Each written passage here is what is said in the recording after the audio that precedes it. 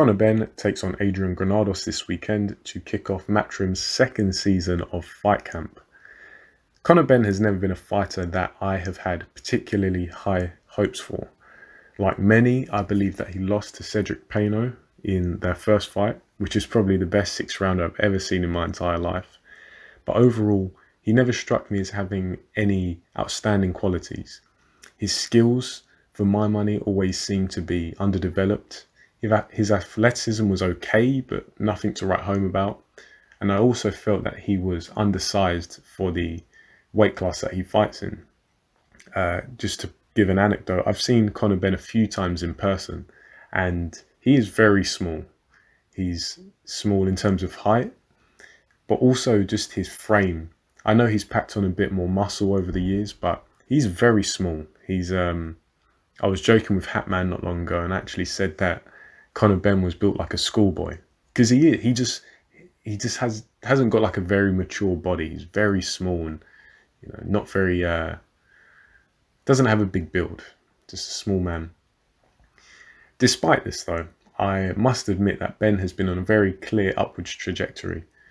He is clearly developing himself as a fighter in the gym, and his matchmakers I think have done a good job of enhancing both his experience and his profile. And now this Granados fight is seen by many as Benn's toughest test to date. And on paper that's probably a valid point. But when I look deeper, personally I see this as a fight that Benn should win, but also win big.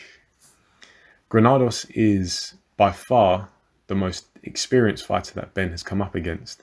But with experience typically comes miles on the clock. And the most vivid memory I have of Granados was when he had 7 bells knocked out of him by Danny Garcia back in April 2019. This was Granados' only stoppage defeat in 8 losses. So it's not like he's getting blown out. So he's got 8 losses and 8 KO losses. It's not like that, but that loss in particular stuck in my head. And Granados is kind of the quintessential brave fighter. Brave in inverted commas. He has very little skill and very few athletic qualities, but he makes up for it with work rate and tenacity and a kind of rough and ready style. And though these qualities do have the potential to trouble any fighter, history has shown that, especially a fighter like Benn, who is partial to being drawn into a tear-up, I just think that at this moment in time, this kind of approach won't serve Granados well. Granados is there to be hit, and I think that the Garcia loss showed that Granados' toughness is probably on the slide. Conor Benn isn't untouchable though. He can often be clipped mid-combo, as he sometimes keeps his head on the centre line, and that can also explain his perceived lack of power, because Conor Benn does seem to kind of blow hot and cold in the power department. He's had some early stoppages, but then he's also gone distance a fair few times. And what I see of Conor Benn, he has the speed, the explosiveness, but his technique isn't as consistent. So as I say, sometimes he doesn't fully commit to his punches in terms of the effort he does, but when it comes to the articulation, the biomechanical movement of his mass, the mass that he needs to accelerate to generate power, he doesn't always fully commit to that movement, probably because it just hasn't been drilled enough, or maybe he just doesn't have the deepest understanding of how to generate power in his punches. And it obviously serves a dual purpose, because the generation of power inherently takes your head from one side of the center line to the other. And what that does is it then makes your head a moving target and generates power when you let that shot go. Just a little biomechanical lesson there.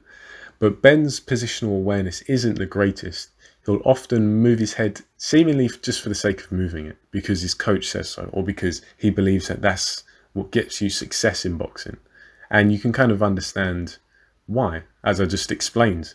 The movement of head shows the articulation of the body, which generates the power in the shots and makes the head a moving target, which is harder to hit. But you have to have an understanding of when your head is in a certain position, which shots are you susceptible to getting hit by. And Benn, from what I've seen of him, hasn't grasped that concept entirely. He sometimes, when he's doing this default head movement, he's unaware of what he's moving into, and he does get his head rocked back sometimes. Also because his hand placement can be quite static, and it just means that he moves into a shot that he wasn't expecting because he didn't anticipate it.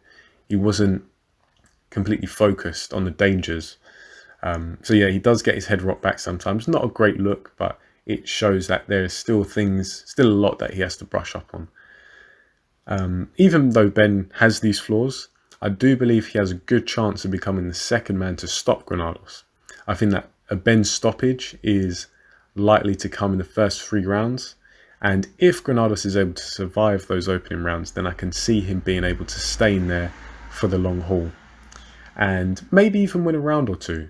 Maybe he'll be able to catch Benn with a few shots when, or if, Benn gets stuck on the centre line during his kind of wild combinations. Maybe Granados can sneak a shot in there and rock Benn's head back and catch the eye of the judges. Yeah, if Granados is able to get out of the first 3 rounds, I can see him being able to stick in there for the distance, maybe win a round or 2, but ultimately be out hustled by the younger, more dynamic, more explosive Conor Benn. Now, my issue is to pick whether I want to go with an early Benn stoppage or Benn on points. And this is the tough part because Benn is kind of riding the crest of a wave right now. He's had some good performances that he's managed to string along